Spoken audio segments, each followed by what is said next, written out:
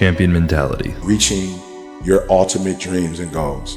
Like the stuff that you know, because there are kids out here who are doing better than their sister or their brother, and they're like, well, I'm doing better than you, but we know you haven't tapped into your true potential. And so greatness to me is one, knowing what greatness should look like for you.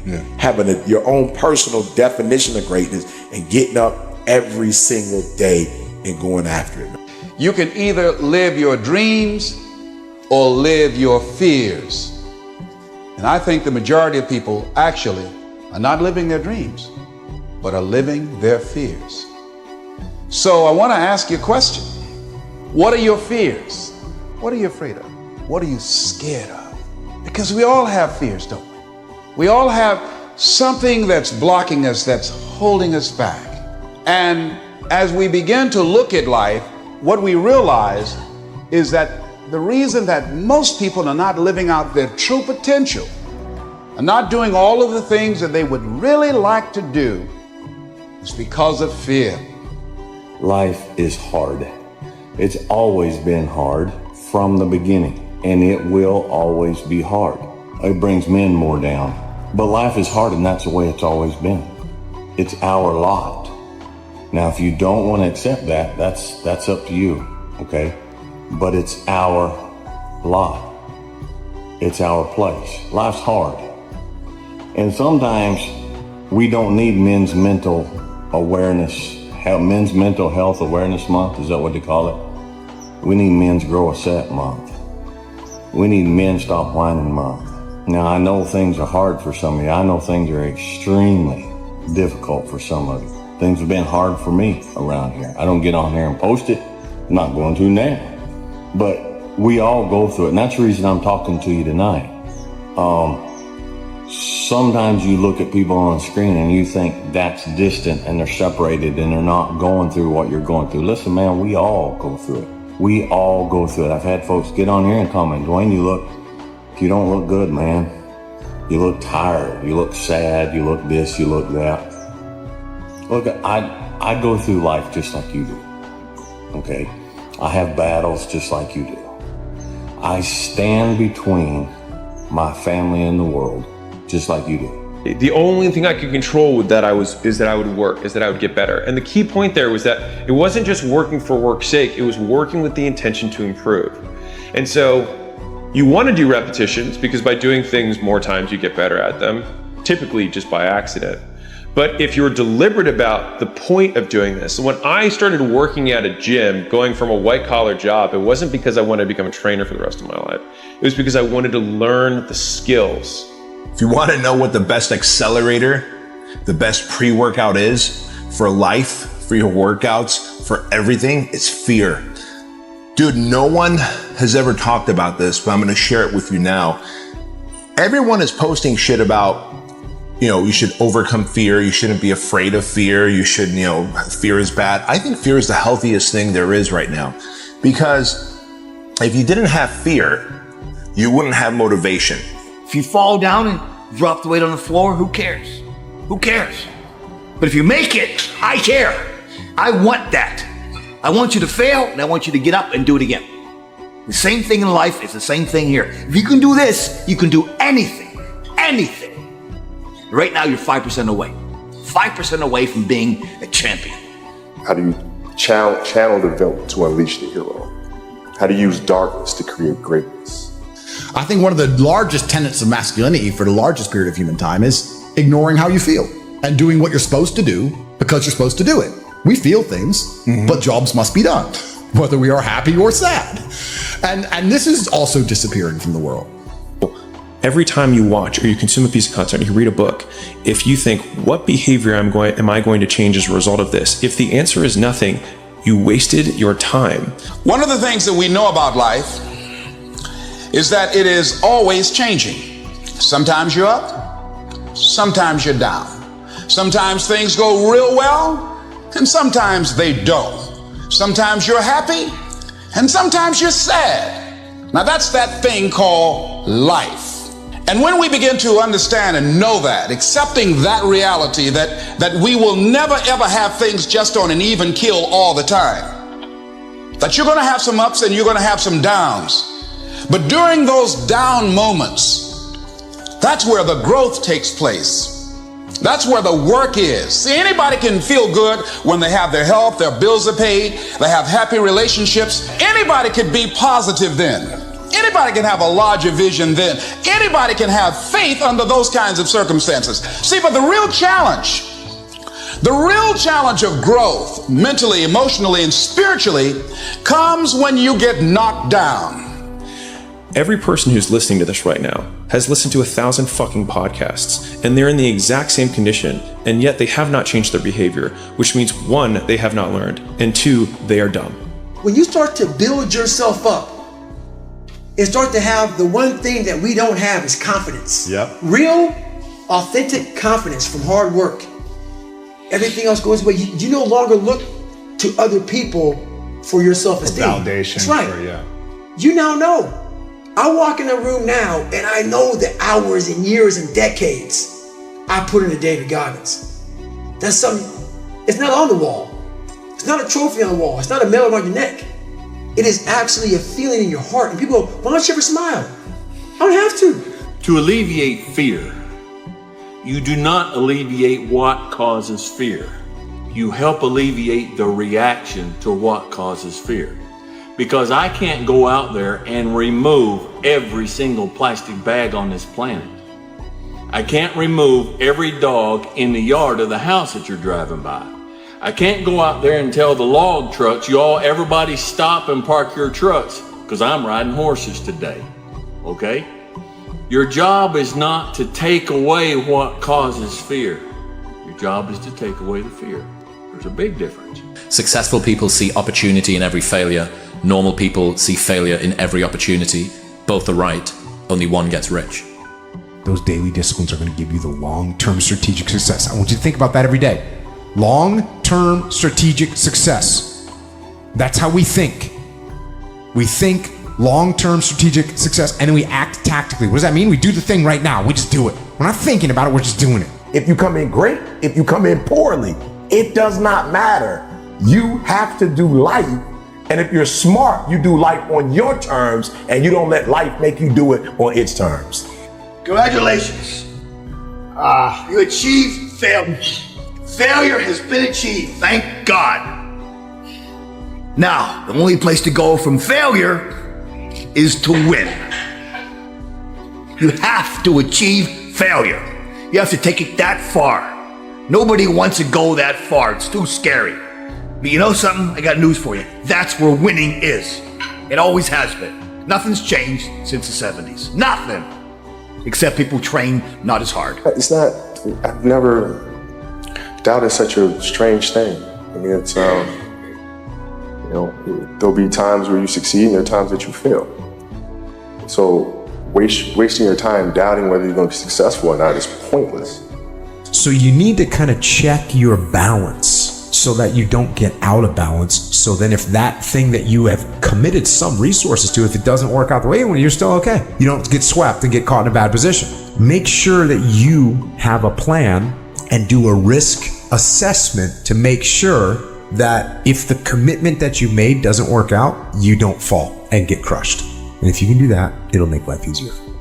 You have to understand, whether good economy or bad economy, it's difficult to be successful. It is difficult to be financially successful. And think about all great things in life. Aren't all the best things in life difficult to achieve? I can tell you this, that abs are difficult to achieve. Easy to maintain, difficult to achieve, because it takes zero motivation, zero self-inspiration, zero discipline to sit on the couch and keep eating bonbons. However, it takes absolute motivation, dedication, discipline, consistency, focus, pushing through adversity to get up, to stop making excuses, to go to the gym, to train every day, and to eat clean, and to eat in a way that burns fat, maintains muscle, to get those abs. That's what I wanted it to be, and you know what? It became what I wanted it to be. It became what I expected to have happen. When you believe something and you put the energy out to the world, to the universe, you get it back. I really believe this. I don't know, I can't, I'm nobody special. I'm not somebody that's, anybody any different. Most of you have more talent than I do, okay? I'm not any special person. But I believe that if you gave this energy to the universe, it would come back to you. And I didn't have a plan B. God placed the best things in life on the other side of terror. On the other side of your maximum fear are all of the best things in life. You do what you need to do. People aren't very often afraid of fighting. They're afraid of losing. If you want to know what the best accelerator, the best pre-workout is for life, for your workouts, for everything, it's fear. I hate being scared to do something. And I think what developed in my early days was the attitude that I started attacking things that I was scared of. Most people don't work on their dreams. Why? One is because of fear. The fear of failure. What if things don't work out? And the fear of success. What if they do and I can't handle it? The other thing is that most people, ladies and gentlemen, they get comfortable. They stop growing. They stop working on themselves. They stop stretching. They stop pushing themselves. And they end up becoming very cynical about life. And they throw in the towel on themselves, on their families, and on their dreams. You can either live your dreams or live your fears. And I think the majority of people actually are not living their dreams, but are living their fears. So I want to ask you a question. What are your fears? What are you afraid of? What are you scared of? Because we all have fears, don't we? We all have something that's blocking us, that's holding us back. And as we begin to look at life, what we realize is that the reason that most people are not living out their true potential, are not doing all of the things that they would really like to do, is because of fear. So you need to kind of check your balance so that you don't get out of balance. So then if that thing that you have committed some resources to, if it doesn't work out the way you want, you're still okay. You don't get swept and get caught in a bad position. Make sure that you have a plan and do a risk assessment to make sure that if the commitment that you made doesn't work out, you don't fall and get crushed. And if you can do that, it'll make life easier for you. God placed the best things in life on the other side of terror. On the other side of your maximum fear are all of the best things in life. Because during those lonely hours in the rec room, I discovered the hunger, the motivation, and the desire to be the best possible basketball player that I could be. I made a promise to myself from that day that I was going to work that hard every single day so that when I do retire, I have no regrets. And that was the most important thing for me, is to leave no stone unturned, get better every single day. And if I lived that way, then over time, I'd have something that was beautiful. But that was my philosophy. It seems like a pretty simple one, but if you live your life to just get better every single day, you do that for 20 years, what do you have? And we're not on this stage just because of talent or ability. We're up here because of 4 a.m. We're up here because of 2-a-days. We're 5-a-days. We're up here because we had a dream and let nothing stand in our way. If anything tried to bring us down, we used it to make us strong. It's just piece by piece, and it's the consistency of the work, which I feel like a lot of parents are missing today because we're not teaching that to our kids. We tend to say like kids don't want to do the work, but in reality, it's us when we're failing them because we're not leading them the right way and teaching them, how to fish. You know what I mean? And so, like the consistency of work. Kobe was known as a fierce competitor on the basketball court. The greatest of all time, a writer, an Oscar winner, and the Black Mamba. Trivial things weren't going to pull my attention. It had to be things weren't going to pull my attention. It had to be things that I had a purpose. I wanted to be one of the best basketball players to ever play. And anything else that was outside of that lane, I didn't have time for. Because when I retire, I didn't want to have to say, I wish I would have done more. I enjoy getting better, but as a leader of a team, it's also your responsibility to elevate the rest of the guys. And what people tend to get stuck on a lot is saying, okay, the way to make players better is to pass them the ball when they're open. That's a very trivial way to look at things. What you have to do is you have to get them emotionally to want to be better. You have to get them to an emotional space where they wake up every morning driven to be the best version of themselves, right? And how do you do that? And in practice, for me, it was a chance to drive them, to challenge them. Who would Shaq be if he had your work ethic? He'd be the greatest of all time. What I have to do now is make sure that the people that we bring in, these obsessives that we bring in, are challenging themselves to do the best job that they think they can do. That's what I'm there for, is for them to constantly look in the mirror and self-assess and challenge themselves. If we have a project and you're saying, okay, I can do that, that's not the project we want. The projects that say, I don't know if I can animate that. I don't know how to write that. I don't know how to do that. Those are the things we want, because through that curiosity, you'll reach a level that you didn't think was possible. Understanding that it's really just a journey of evolution every day. It's just constant improvement, constant curiosity, constantly getting better. The results don't really matter. It's the figuring out that matters. You're determined to become the greatest, or you're determined to become one of the greatest. What happens to our relationship? Oh, it suffers. You got to look at the reality of the situation. You know, like for me, it's not, you kind of got to get over yourself. It's not about you, man. Like, okay, you feel embarrassed. You're not that important. Like, get over yourself, right? Like you're worried about how people may perceive you, and like you're walking around and it's embarrassing because you shot 5 air balls. Get over yourself. To do that, you have to practice, you have to train, right? You want to train as much as you can, as often as you can. So if you get up at 10 in the morning, train at 11, right? 12, say 12, train at 12, train for 2 hours, 12 to 2. You have to let your body recover. So you eat, recover, whatever. You get back out, you train, start training again at 6. Train from 6 to 8, right? And now you go home, you shower, you eat dinner, you go to bed, you wake up, you do it again, right? Those are 2 sessions. Right? Now imagine you wake up at 3, you train at 4. You go 4 to 6, come home, breakfast, relax, blah, blah, blah. Now you're back at it again, 9 to 11, right? You relax, and now all of a sudden you're back at it again, 2 to 4, and now you're back at it again, 7 to 9. Look how much more training I have done by simply starting at 4, right? And so now you do that, and as the years go on, the separation that you have with your competitors and your peers just grows larger and larger and larger and larger and larger. And by year 5 or 6, doesn't matter what kind of work they do in the summer, they're never going to catch up because they're 5 years behind. Right? So it makes sense to get up and start your day early because you can get more work in. So as a leader in practice, you're there, you're helping them grow, but you also have to know when to go away, right? And let them grow on their own. And so that walk kind of helped change my perspective on how I approach leading.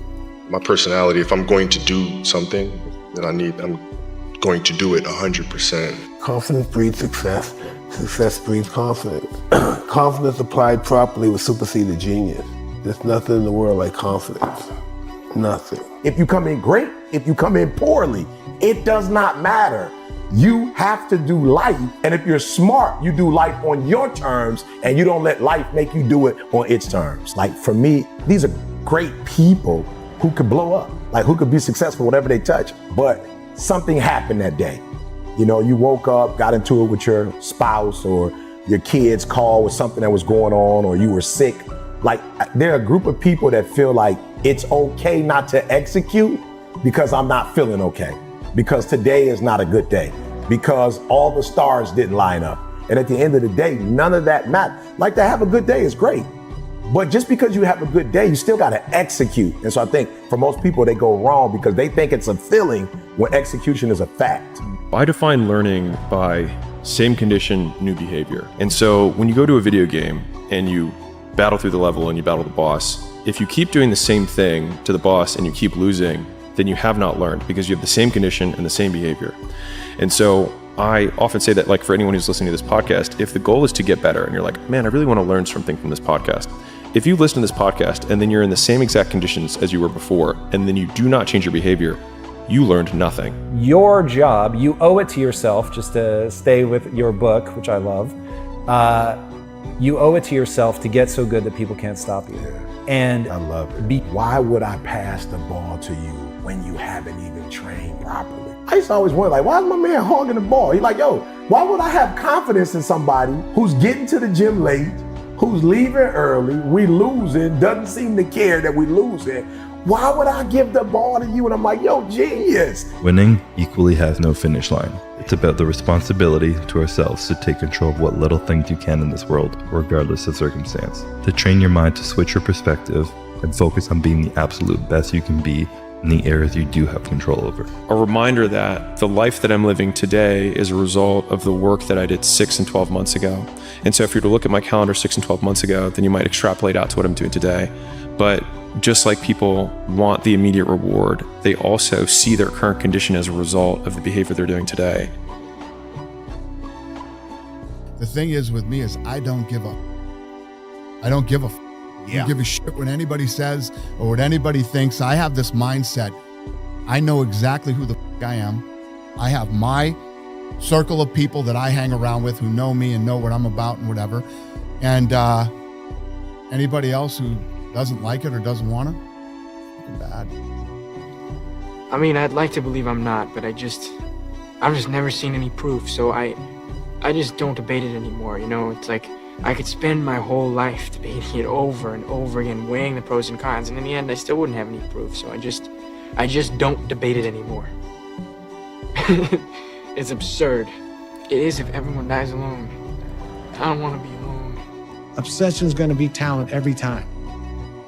You got all the talent in the world, but are you obsessed? Is it all you ever think about? Let's face it, it's you against you out there. When you walk on that court, you have to think, I am the best guy out there. I don't care if LeBron's playing. So let me ask you again, do you love this game? There is a difference between passion and obsession. When you're passionate, everybody cheers you on. They're stoked for you. Oh, you found your passion? Awesome. Follow your passion. Live with passion. Be passionate. Chase your passions. Everything, like passion. Passion's good. Like the world's gonna be like, yay, passion, right? When you're obsessed, they're like, why you gotta be so crazy? Why can't you be satisfied? Why do you always gotta get things so perfect? Why do you spend so much time here? When you're obsessed, people think you're nuts. So it's different. And it's like, I always tell people, if no one thinks you're crazy, you're not yet operating to the outer limits of your potential. You're not there yet. It's easy to give up. You know, Hell it's yeah. easy. It's the easiest thing in the world to do. All right, man, I'm done. I ain't going. I ain't gonna keep going. Yeah, I don't feel like going to work. I'm done. Yeah, man. It's easy. It's very easy. But what's hard is going, yo, yesterday I got nothing from working as hard as I could. Nothing happened from that. I'm gonna do the same thing again today, but I'm gonna try to go harder. That's the hardest thing in the world. To get up every day and give 100% and be in the same position that you were each day, but mentally know that you're trying and trying and trying. That's a real grind. Shut that down. Do not listen to that little voice. Instead, go through the motions. Lift the weights, sprint the hill, work on the project, get out of bed. Now, as an overall rule, I do not like procrastination. You need to get things done. What would have had to have happened in a week for you to look back on that week with pride? Okay, maybe stop breaking promises to yourself. When you say, I'm going to wake up tomorrow at 7 a.m., and when the option comes to hit the snooze button, don't do it. There's one win that you've got for the day.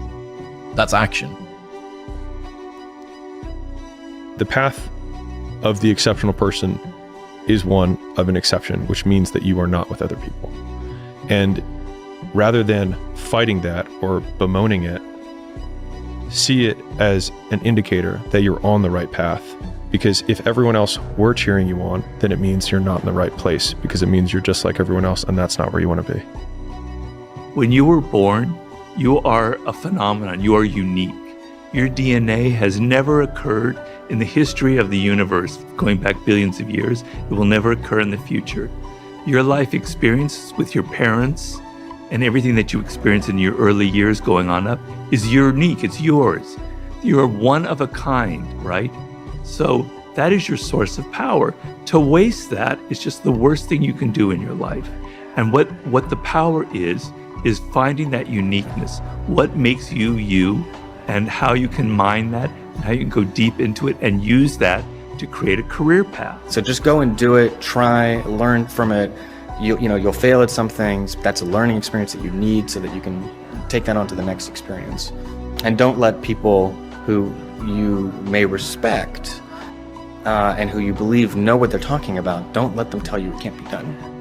Because often they will tell you it can't be done, and it's just because they don't have the courage to try it. These sort of cornerstones that I think classic masculinity are super, super important. But equally important is being kind, is being empathetic, is to stand up for somebody who has less rights than you, somebody who's being picked on, somebody who's being put into the corner, somebody who's just sad. When it comes to like individuality, right? Yeah. What is a good way for people to start to get to know themselves?